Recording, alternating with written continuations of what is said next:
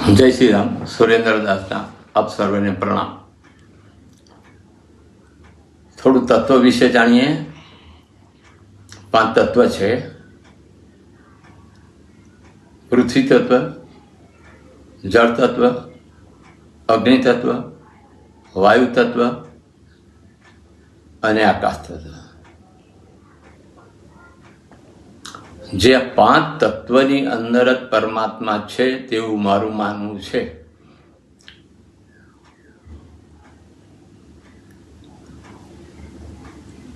વાયુ તત્વ લઈએ, હવા લઈએ તો આપણને એને અનુભૂતિ થાય છે, જોઈ શકાય નહીં, એ સૂક્ષ્મ છે. તે રીતે પરમાત્મા પણ સૂક્ષ્મ છે, તેને નરી આંખે દેખાય નહીં, દિવ્ય દ્રષ્ટિથી અનુભૂતિ થાય. ભજન છે: પવન ધણી સાંભળજો. અહીંયા પવનને ધણી કીધો છે એટલે પરમાત્મા કહી શકાય. બીજું ભજન છે: એ રે ઈંડામાં નહોતા છીંડા, પવન કહા છે સમાયા. એટલે પવનને પરમાત્મા અહીંયા દર્શાવેલ છે. પછી આપણે એને પ્રકાશ કહીએ કે પરમાત્મા પ્રકાશ રૂપી છે, તો પ્રકાશ એ અગ્નિ તત્વ છે. સૂર્યના પ્રકાશમાં બધી વનસ્પતિ ઉગે છે. સૂર્યના પ્રકાશ સિવાય સૃષ્ટિ શક્ય નથી. પ્રકાશ રૂપી છે તો આપણે બધું જોઈ શકીએ છીએ. પ્રકાશ હોય તો આપણને કોઈ બી વસ્તુ જોઈ શકાય. જ્યારે પિંડની અંદર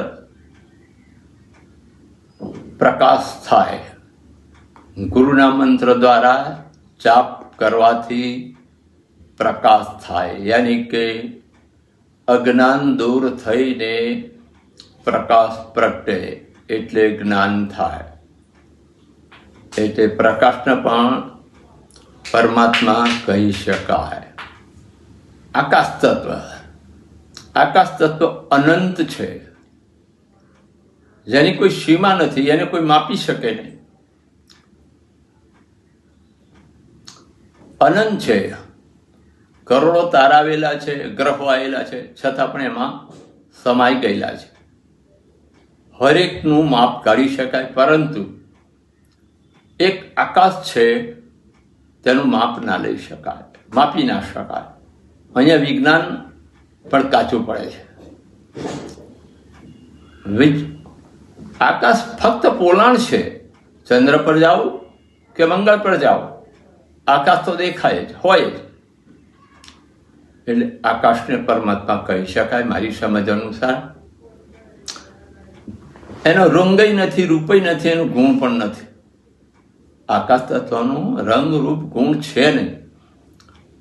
ભજનમાં પણ એવું કીધું છે, રંગ રૂપ ગુણ નહીં એસા હે ઠિકાના. એટલે આવું છે.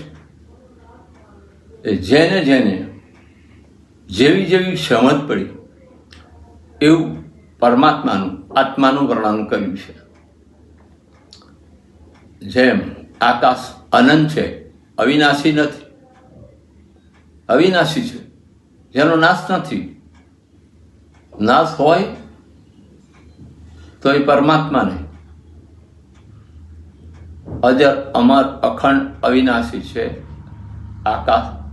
તેવી રીતે આત્મા પણ અજર અમર અખંડ અવિનાશી છે. મારી સમજ અનુસાર મેં આપને સમજાવવાના પ્રયત્ન કર્યા. આપે મને શાંતિથી સાંભળ્યો. આપનો ખૂબ ખૂબ ધન્યવાદ. સુરેન્દ્રદાસના જય શ્રી રામ.